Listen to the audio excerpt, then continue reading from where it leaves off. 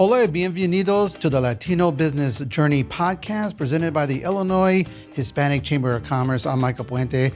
Supermercado Martins has been around for more than a decade at Chicago's Northwest Side at Addison and Laramie. It specializes in providing goods and products from Mexico. And joining us to talk about the idea behind the Supermercado is Theresa and Alberto Boni. Welcome to the show. Thank you, Michael. Thank you so much for having us here. Thank you. Yeah. Well, why don't you first tell us, how did you get started in the supermarket business? Actually, I think I will pass that question to my husband here. I joined the business once it was open. I supported him 100% of the time, but... Yes. There was always, since I was a little kid, doing business by myself. So I got here in 1999. I started working in restaurants, and I was always like, I need to do something else. So there was opportunity to open a grocery store. So then I started doing it, especially again focused on the Latino market. I know Michael, he's shy to share sometimes, but I think it's important to share, especially with our Latinos out there. They're opening the business, so they have dreams, they have goals. It happened that my husband did not have Social Security number. You know, we struggled for years, myself, trying to legalize him. I came here legally, lucky, because my parents came here in 1970s. He was working at this restaurant for a month, trying to make, the living. So he worked there for a month. He opened the business for these new owners, and he didn't get paid. When he went to his paycheck, they said, come back later, and then never got paid. He goes to looking for another job. He gets hired at Whole Foods restaurant. He wanted to get experience because he was always, like he said, trying to open a business. And he gets hired, excited. I go with our son to drop him off at work. And then he gets a notice that, sorry, we can't hire you because we did E-Verified. You can't. So that was the second. So he kept knocking doors, couldn't find a job. And we needed the money to support, buy the formula for our baby and diapers for our baby. My income was not enough. Just to survive. Totally. Yeah. So he's like, you know what? We're going to start collecting medals on the streets. And that's what he was doing. And then after my job, I would join him with my son and then go collect medals, would sell it. And honestly, that's how we were surviving for a while. And then, like he said, this opportunity showed up where this business was available. And he's like, let's do it. And I hesitated, to be honest, a little bit. I'm like, how are we going to do this? No experience. I don't know. No money, right? Right. We don't have any money. How are we going to do it? But we did it. I said, I'm going to support 100%. I think we got this. He's a very hardworking person. I love him for that reason, mainly. He works very hard. And everybody mentions that because they see him. So that's how we started. And I got to say this all the time, and I will say this all the time because I'm proud of him. Sure, of course. Alberto, though, a supermarket's a lot of work. When you decided to open it, was there something with the existing supermarket market out there just that was not being filled? It was a corner grocery store. It was closed. I remember it has 2 coolers, no freezers, and 2 lines of shelves, and that's it. And 1 old cashier. So I make it work the old cashier. We make it work to those coolers and the shelves. So then I started looking the idea how we're gonna fill it up. I start learning every day what's the items that they're most selling. There were no Latino stores there, right? Yeah, there was Latinos right there. No stores, right? No stores. What type of products then did you decide we need this for the neighborhood? Honestly, the first purchase was like, even though I used to work as a cook, I know it was salt, sugar, but I didn't know like Domino is the brand, and the salt and other brands. So I started buying just like the milk, sugar, salt, was eggs.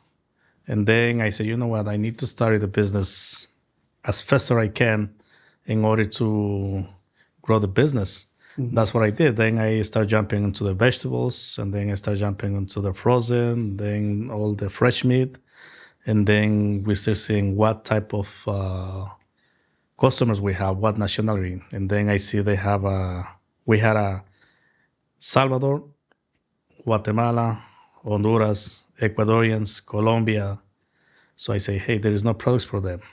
So then I started buying from New York. We used to get whole trailers from New York, and they used to park right in the front of the Addison, my sister store.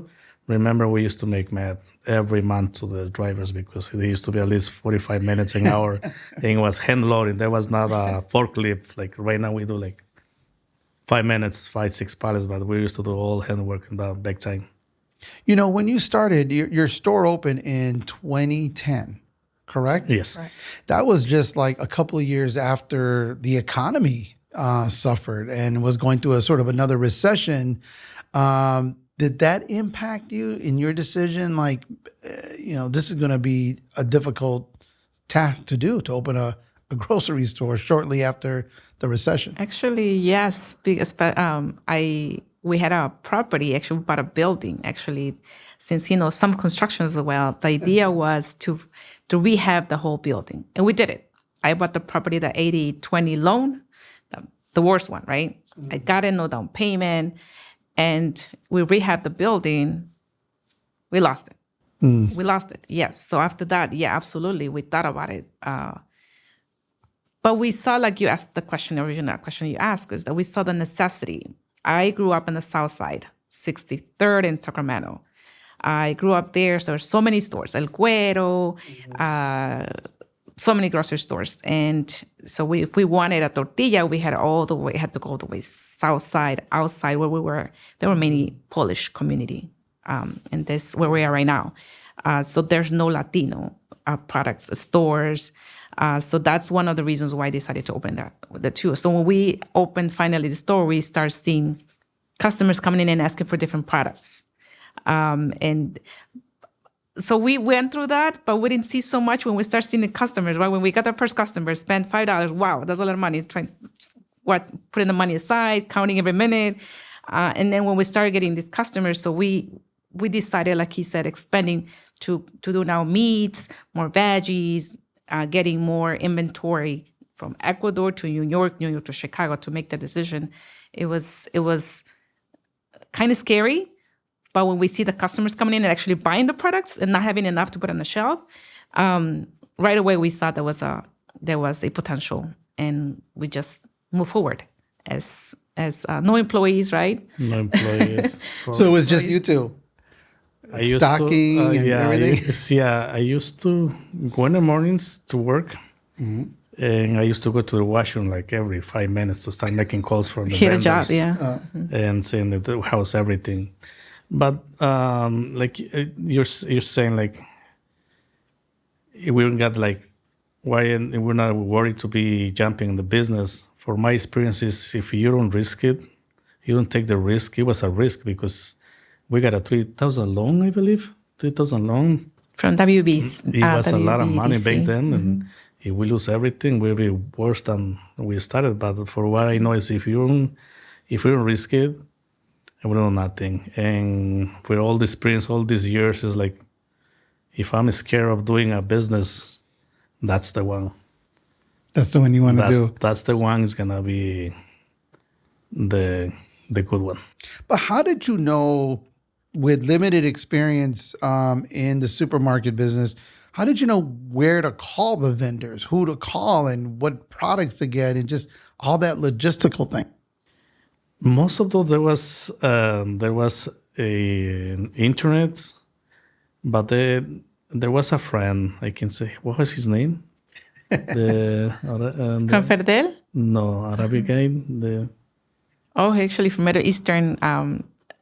I think John is his name. John, it's our friend that we forgot his name now. He helped a lot of like what type of items, and then I was looking into importing items from Colombia and Ecuador, and I find one company in Florida, and they were bringing some items from Colombia and Ecuador. So they gave me a name of the vendor, and I was able to talk to this guy. His name is Tomas. and he was a blast. He started teaching me this, there. And I remember, and I told him, you know what, I need to buy these items, but I don't have no much money. So just send me $300 worth, no more than that. And because I won't be able to pay every 2 weeks.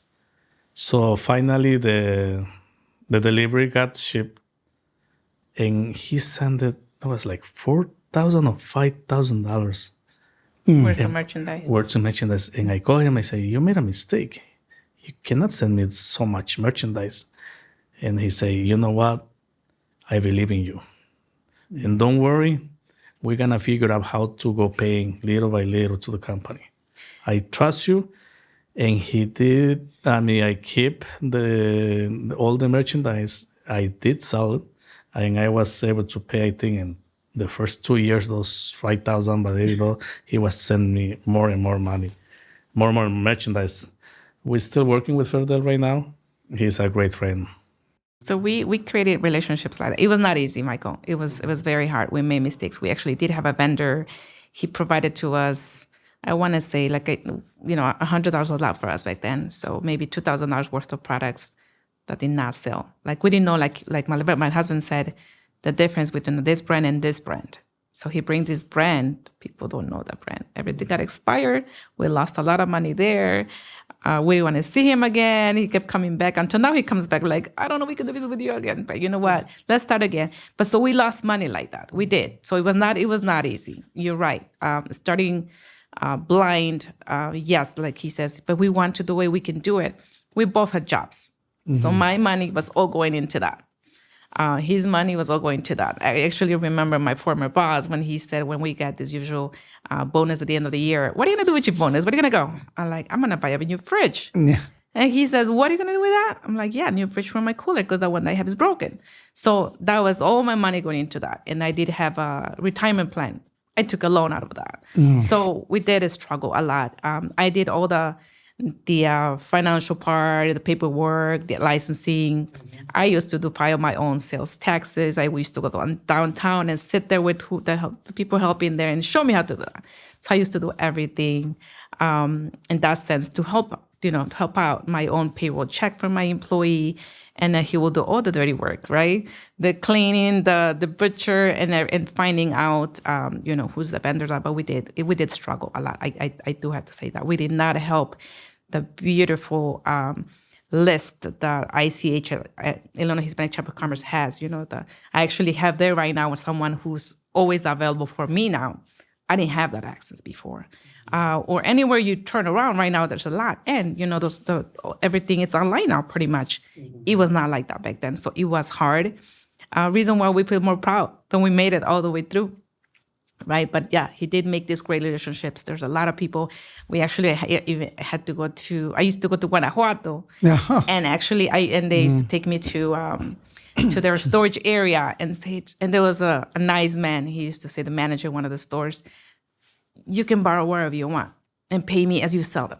And I used to go there like every month and until we got better, right? We were able to buy directly because, we couldn't buy the whole cases. Right. And we struggled a lot when we were paying by the cases $50 per se for a case of Coca-Cola per se. But if you buy a pallet, it's $20. So we saw a lot of, that not fair things happening back then. Why? Because we're little stores. We struggle so much, like examples like that. So it was not easy, but we made it. With the competitions, it was not easy because the prices are cheaper on the bigger supermarkets, and for us back then it was the highest. Until right now, the small stores they pay the highest. So that's why right now we're buying big quantity, and we were able to join one big wholesale that those 3 big stores they buy there. Yeah, so. But there must have been something your store had, even though maybe the prices were a little higher than what you can get at a big box store. There must have been something your store had why the customer kept coming back. I was talking before that. I can say I was the first store around, 10 years ago. no, 10 years ago. 14 years. 14 years ago. So there was a store in the north side. There was like more like few from South America. There was one Ecuadorian, so 2 Ecuadorians. There was one Peru, and I think, and all the Mexicans everywhere. So I said, you know what? I see a lot of Salvador, Honduras, Guatemala, Peru, Ecuador, Colombia, even Venezuela. Big time there was no Venezuela. So I said, you know what? I'm going to buy everything. I'm going to put together everything. All under one roof. All in one store. One store. So all the people like, hey, I need a chorizo colombiano. You got it. Hey, you know, you have tomate de árbol. And the Ecuadorian, hey, you have tomate de árbol. And the cheese. Well, we used to bring the fresh cheese from Ecuador. The fresh cheese from the Colombia. So all like the people that they really need, the customers that they really need their items, they'll go over there. And there'll be like one-stop shop. They can find everything from your country. Seasons, oil, cheese, Carnitas. Carnitas menudo. So that make us a big difference between the other stores because there was Ecuadorian, just Ecuadorians. There was Peru, just Peru. And like, I think there was a bakery in Guatemala. They have like their chips and things like that. But they didn't have more items than I was able to bring from New York, from Miami. And the other ones we brought direct from the Ecuador. So like the unique back then. After a few years, I can say, the other chain stores, big ones, they start having same thing, even the aisles, I said. So then we had to start moving to different. So then we start moving to the playing as they play, like with meat, buying quantities, trying to have the same price. Right now, we can say we have even cheaper prices than big stores that are around us. Do customers sometimes come in and say, like, say maybe they're from Ecuador or Venezuela, to say, why don't you get this product? I'm familiar with this product. Do they suggest to you what products you should get? All the time. Yeah, all the time. Especially back then, like, hey man, I would like this soda. For example, there was a specific apple soda that they make in New York. But same brand, it doesn't taste same thing as bringing direct from the Ecuador. So they really wanted that, and we were able to bring that. I think that's, thank you for asking the question. That actually, I think it made us unique because we will always be happy. And we will tell them, anything else you would like to see in our store, algo más que quiera ver, solo diga, apunte, whatever it took us to make sure we get their message to give them what they need, especially knowing that we were the only kind of store back then in 2010, 2011, 2012, having products from different countries. But we did so much, we were also cooking, and then we'll make salchipapas, that's from South America, French fries with salchichas, carnitas, we learned from this, business owner who retired from Michoacan. He was willing. He came to our store every day at 5 a.m. to teach us how to do carnitas and menudo. We still have the same recipe, right? We're known by carnitas and menudo, like that, right? And we had this old lady coming to make the chorizo guatemalteco there from scratch, right? Wow. And people love that. There's a recipe. She was making a home selling. She's like, come over here and make it for us. So, we were unique by doing that. And people will love that. And we just loved our customers. We see them as our family. And this is what we always tell our employees until now. We are here because of them. And remember, they come here looking for something. I always say, when they walk in, digan buenos días. You don't have to say bienvenido if you want to, but say buenos días y gracias when they leave. Thank you. Most of our customers are Latino. So they say to us, I don't know, when we hear, we feel like a family. It feels like my home. That's what they say, and which I love it. That's our goal. Versus when you go to a big store, nobody sees you when you're coming in or coming out. So that's what we want to. We always wanted to do. Try to keep our prices low. Yes, when we can, absolutely. And my weakness is that at the beginning, I feel bad charging people when I see that they can barely pay for their groceries. Just take it. My husband would be, they don't make money here. We're going to lose money here. But that's me. That's me. So I think, and him controlling me, stopping me, yes, we can do this much, that much. And And me, like, I want to help them. Or our little kids, when they come, they got free toys, free candy. They love that. So I'm making our customers feel like they're home, and then, having the products, the items they're looking for, bringing them. Like right now, we actually able to sell liquor. That was one of our dreams. We made it. And now we have, the liquor from Ecuador, Peru, and Argentina. So trying to have products from every country, especially the way it is right now. How many Latinos we have from everywhere. It's exciting, and it's exciting also to be able to serve all these communities.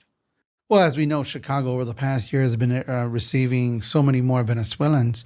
Has that required you then to boost the products you may have from Venezuela? Absolutely. And we are working, and we talk about it after going to work and night, anywhere, anytime. What else? What else?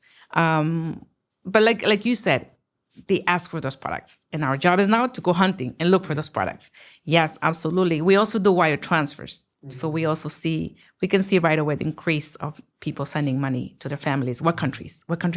So right now, we work with Vigo, and they said, okay, you're the first one is Mexico. The second one is, you pick 3 countries, Ecuador, and then Venezuela. That's how we are categorized in our stores. Those are the 3 main countries sending money to their families overseas. And it's a lot. So absolutely, we have to make these changes, and we made those changes, and we are every day, and we have to, in order to keep our customers there. Your store must have been a godsend during the crisis with Venezuelan migrants being sent to Chicago, to have them find a location in Chicago where they can get food from their homeland. Because a lot of people think, well, they're Latinos, they'll like tacos and burritos. Well, they're not Mexican, they're Venezuelan. So it's a learning experience, but your store just must have been this oasis, this haven for them to go to and find their products. Absolutely. Now we're 3 locations. Right now we have 3 locations, right? I'm sorry. Like, you're not gonna believe that just before all these Venezuelans, Ecuadorians start coming, we decided to sell empanadas colombianas. Which ones they say is Colombianas, the other one says it's Venezuelan. I say, well, it is what it is. But I made They sound delicious. I made it, and right now, with most of our customers, Venezuelans are buying the empanadas. Wow. It's not tacos, but it's empanadas. We have a full tray, and there's a bomb. And I made a special sauce they call ají too. Mm-hmm. They just buying like crazy. A lot of Venezuelans, Colombians, and plus we start bringing all the beer from the Venezuela. All the items like mazapan. We used to sell before like a case every week. Now we're talking about 20, 30 cases every week because there are a lot of them. So when did you know, when you opened the store, 2010, when you felt that you arrived and things were settling down and you felt you were doing this pretty good? Or do you never feel that way? No, because the first year, at least, no. Like I said, it was great to see that the products on the shelf. And it's a fun story, Michael. My dad and my mom, will help out too. Sometimes I'll cover certain shifts. My dad, my mom, his family, my sister, they're all there. And I remember that we couldn't stock up completely all the shelves because we didn't have enough merchandise, right? Couldn't purchase everything. So my dad goes to my mom when she goes to buy at our store, don't purchase from here because how we're gonna fill up this shelf. So it's kind of funny. Like, what do you mean I'm not gonna buy from here? Because we don't have nothing to stock up the shelves. So the first year was kind of like, how do we keep this shelf full? How do we have enough merchandise? But I want to say after a year, like I said earlier, when the customers keep asking, they keep coming back, and just keep asking for more merchandise. So we keep on making more money, right, every year. So we're able to buy more and more and expand, buy another cooler. 3 years later, we opened another store because we were doing great. I would say it took us a year to learn the vendors, the products, which brand sells better than the brand. Until then, we realized we are at the right place. But I still didn't work with him full time yet with my husband. I was still working at my previous job. He was 100% there. He was sure, he was happy. I'm like, yeah, we are making money, but not sufficient to say that I can join you. So it took me a while to join him. So So you're feel- doing well. Then the pandemic hits. That must have been a scary time. How has the pandemic changed the way you operate or do business? During that time, it was a challenge. However, that actually opened a lot of doors to us. Wow. We were one of the stores that we were able to stay open. We made a lot of adjustments, not being able to have a lot of customers at the same time inside the store. So we created this idea of free deliveries. We can't sell so much here inside the store because not a lot of customers can come in, but let's do deliveries. So here you have me flying here over there, free deliveries. It was scary at the beginning. No masks. So Right, customers will right. be, leave it outside right there. And, and I will pick it up later and I'll do pay online, right? Or pay over the phone. I remember when I didn't have any masks yet and I have a customer, hey, I made a mask for you. I left it outside. Take it, please. And wear it. You guys are out there. So that for me, that was a blessing, customers thinking about us. So we did a lot of deliveries. We were able to, the hardest thing for us was having enough inventory. We were not able to find inventories. Our customers, they want the tortilla. To start the groceries, they get their baskets, they get the tortilla, right? That's how they start. And we will see customers, no tortilla, they will leave. And so what we did is that we brought this new employee. She was making tortillas by hand, hechas a mano. And that was one idea. And then the other idea was that to go 3 a.m. and line up at a Totonilco, Milagro, to pick up some tortillas. And then the other person will line up in the other location, Popocatépetl, and lined up there too to get some tortillas. So we had tortillas. We were the only stores with tortillas. And I remember posting a video with like cases of tortillas and people are like reaching out like crazy. What are the tortillas? Because we were doing all this work. I'll go to another wholesaler, same thing, 3, 5 a.m, pile up and bring products. Otherwise, there was no products to sell for our customers. But we did it. We did it with our team, and I will be, I'll thank them forever for, agreeing to be with us, especially during the hard times, because that was the most important thing. In the formula, there was not enough formula. Right. We had a formula. We always had it. Wow. Oh, they didn't have like tortillas, toilet paper. We always had it because of all the hard work we did. And to answer your question, it actually gave us an opportunity to open our 3rd location. Wow. When we were doing these deliveries, we noticed where the people were calling from, which neighborhoods. And most of them came from Hollywood Heights, where we actually just opened it 2 years ago, our new location, knowing that there's so many Latinos. Wow, there's a lot of Latinos over there. Well, I was going to ask you, so you opened a 3rd location. Alberto, where do you see the future of Supermercado Martins? Growing. I have a picture that in my head that there is like, I would say like Tony's or Pete's. That's the one that I just see more like the way how they work, how they do doing the business. So that's my picture for the future. I have a change of stores. I see the opportunity to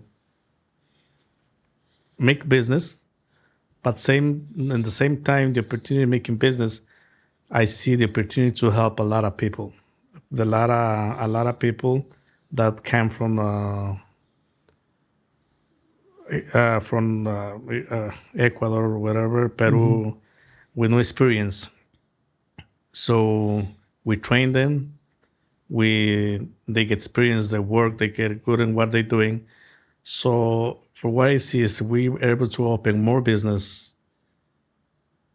We have more opportunity to help more people, Create jobs, because there is a need.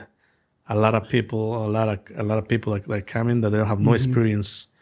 And like my wife said earlier, we treat our employees as our family. We know them, they trust us so much. Sometimes they're like telling us there's problems to help them. And if we can grow the business and help more people, why not?